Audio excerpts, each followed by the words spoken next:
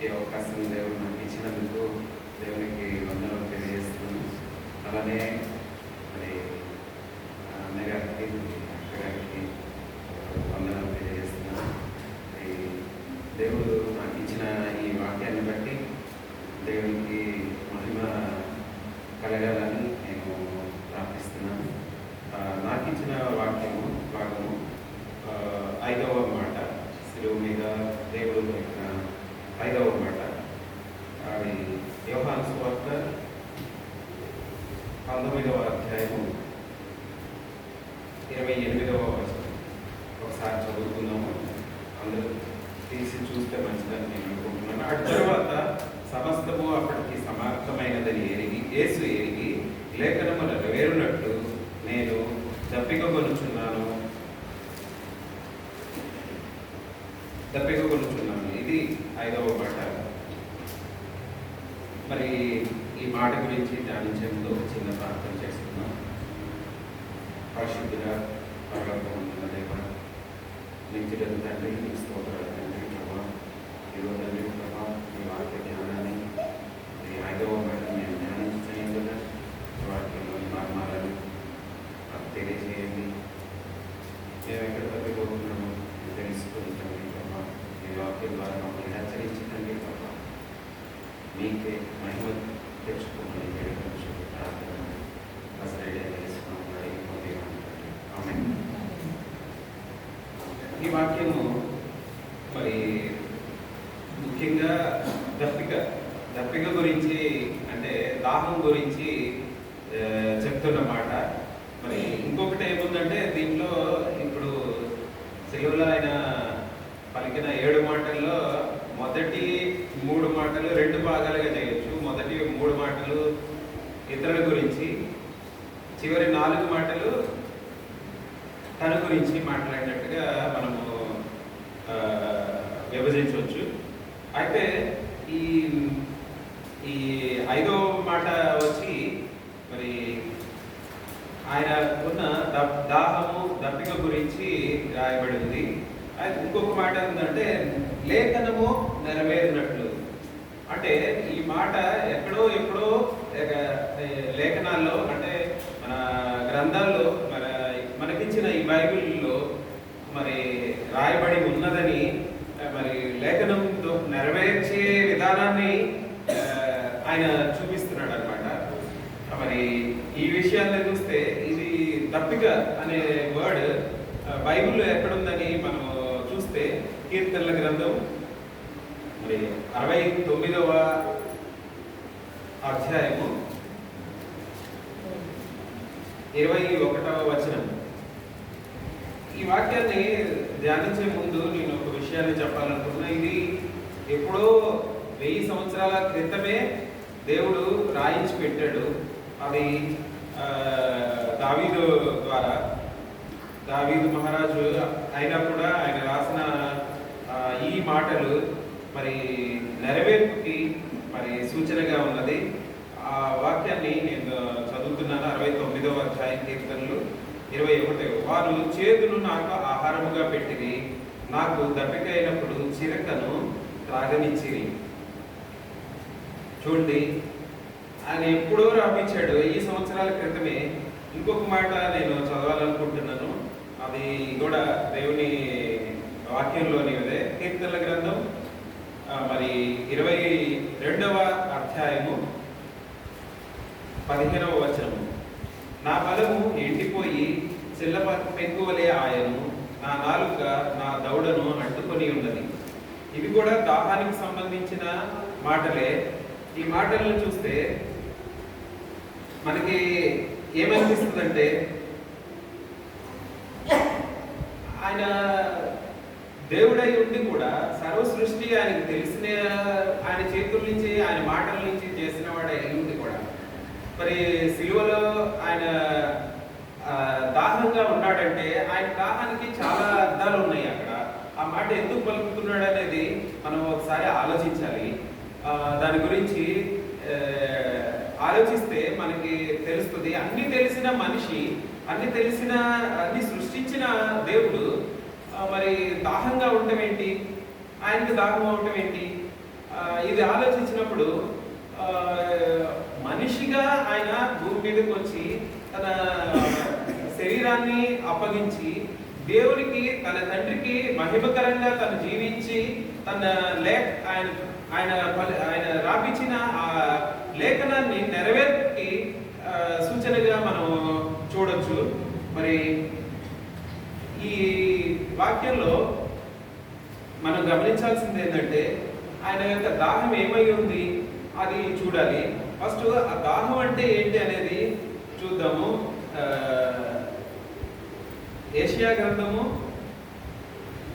55వ అధ్యాయము, దప్పికొనిన వారులారా నీళ్ళ యొద్దకు రండి. ఈ వాక్యం నాకు ఎప్పుడు గుర్తొస్తా ఉంటది. వాక్యం చదివే ముందంతా నాకు ఈ వాక్యము ఒకసారి ఫెలోషిప్లో ధ్యానం చేశారు. అప్పటి నుంచి నేను వాక్యం అంటే నాకు ఆ దప్పిక ఈ వాక్యం గురించి, దప్పిక కొనిన వారులారా నీళ్ళ యొద్దకు రండి. ఆయన నీళ్ళను ఆయన సృజించాడు. ఇప్పుడు ఆయనే దాహం అని అడుగుతున్నాడు.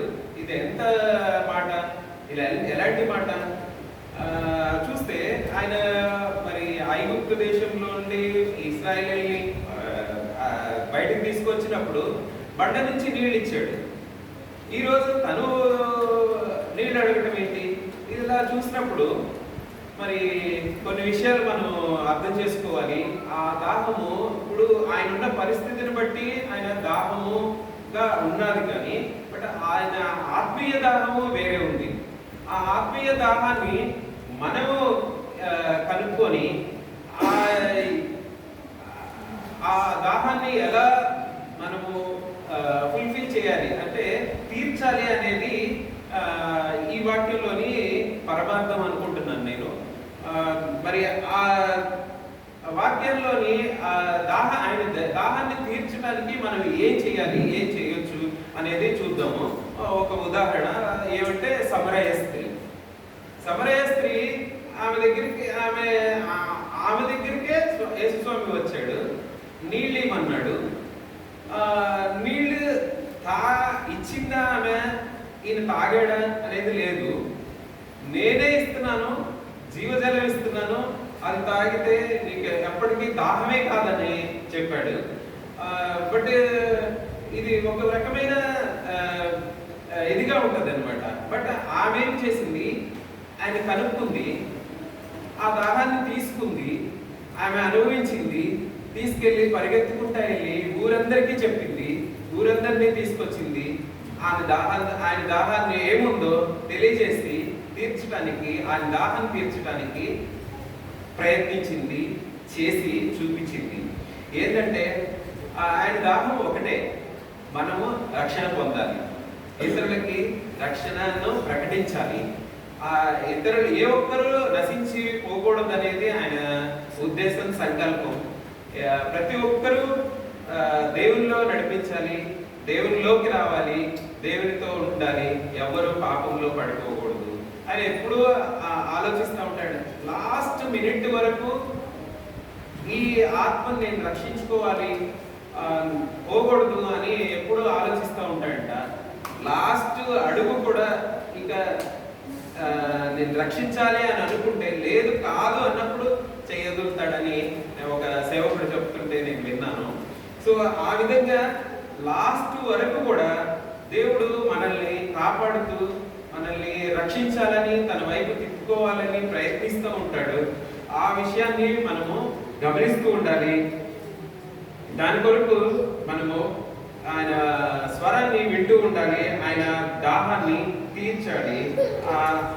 ఆధ్యాత్మిక దప్పిక ఏముందనేది మీకు ఇప్పుడు చెప్పాను. రక్షణ, అందరూ రక్షణ పొందాలి. మనం ఇవ్వాల్సిన మన హృదయాలను ఆయనకు, మన హృదయంలో ఆయనకి స్థానం కల్పించాలి. ఇవి రెండు మాత్రమే మనము చేయగలిగినవి, ఆచరించి చూపించవలసినవి. కాబట్టి అదే ఆయన దాహము, అవి ఇస్తేనే ఆయన దాహము తీరేది. సో మరి అంత శ్రమ పొంది సిలువలో ఉండి ఆ సిచ్యువేషన్లో 39 కొరడా దెబ్బలు తిని కూడా మరి దాహముతో ఉన్నాను, నా దాహము నీళ్లు కాదు అనేది మనం తెలుసుకోవాల్సిన, ఆయన దాహము నీళ్లు కాదు అనేది ఆత్మీయ దాహము. ఆ దాహం ఏమంటే మనం మరి ఇతరులను రక్షించాలి, ఆయన మార్గంలోకి రావాలి అనేది ఆయన యొక్క మెయిన్ సంకల్పము.